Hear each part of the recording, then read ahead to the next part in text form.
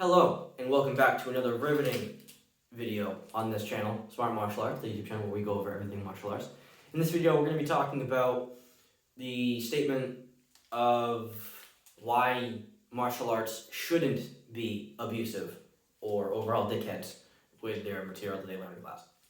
And I say shouldn't be because rough ballpark estimate, 10% of any population will cause 90% of the problems. So it could be more, it could be less, but for this sake, we're going to say 10% of martial artists learn, and then they go out and use what they learn abusively, and not the way it's supposed to be intended. And I say shouldn't because martial arts is self-defense. And with that, you learn self-defense to defend yourself, which is in the name. So if you go out and you are not defending yourself and you're just being a dick, then you are abusing what you're learning. And it's not fair, it's not nice, and it's not a good thing to do. Because it could, one, it makes you look bad, no one's going to want to be around you, and then your school's going to be upset, and then if people find out where you go, they're not going to like the school, especially if it's another martial artist that you're either fighting or sees it, and they're going to be like, what school do you go to? And they're going to say, and they're like, that school is not a good school. Another reason, well, not another reason, but another thing is everyone always says we train or we learn martial arts so we never have to use it. And that's kind of a weird thing because I'm like, what's the point of doing martial arts if you're not going to use it? And the reason for that is there's a bunch of reasons. I'll just say for me personally.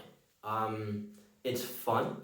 I've made a hobby out of it. I've been teaching, so I've made a very big part of my life. I haven't missed a day in a long time. And then not only that, but I'm also going into law enforcement. I'm going to be a police officer, hopefully, and that can be, at times, a risky job. So if I know martial arts or any other self-defense, I will be able to use that to defend not only myself, but the people who I have been employed to protect, which is everyone. So if I know what I have to learn, I know how to use it effectively and not have to put someone just through every type of abuse, I can just do what I know what will work and do the least amount of harm to him, myself, and hopefully stop a attack or any other thing before it goes too bad. But other people might learn it because they want to make a career out of it. They want to either open a school, they want to go do any of the big fighting things like Bellator or UFC. Or it's just a big family thing. Or it's just in the school that you go to, maybe there's a program or anything like that, like a wrestling background or a wrestling club, whatever it is. So people just want to learn it that way. But back to the point, you learn it so you never have to use it. And it's kind of a weird thing, but it's like an unwritten rule that everyone kind of understands. You hear it once and then it sticks with you. Another reason why you don't want to be abusive and just use what you learn in class willy-nilly is because another big thing of martial arts is teaching self-control. Whether that's self-restraint in actually going out and fighting someone, or self-control or self-restraint in speaking your mind or saying things that you probably shouldn't say. So if you can practice not to do things physically, then it might lead to you not being able, or it might lead to you being able to not be so impulsive. And you might have to think about it because now you learn, oh hey, I don't do this unless I'm provoked. And then if you hear that and you practice that all the time, you might be like, oh wait a minute.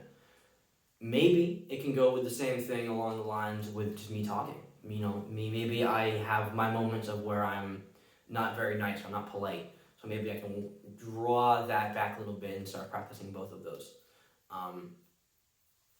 And self-control is just a big thing because there are times, obviously, in life where people are just, upsetting us.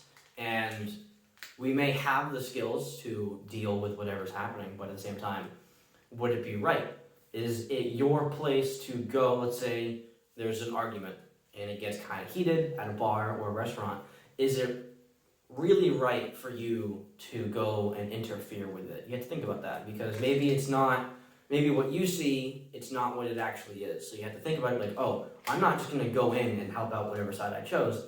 I'm going to look back and maybe think about this and actually try to watch and listen to the conversation before you go in. So you practice that kind of stuff.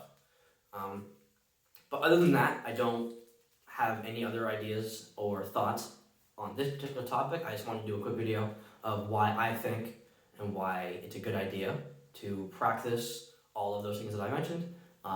If you have anything to add or you disagree with anything that I said, please leave that in the comments below. Like the video, subscribe, and that's all I have. I'll see you in the next one. Have a good one.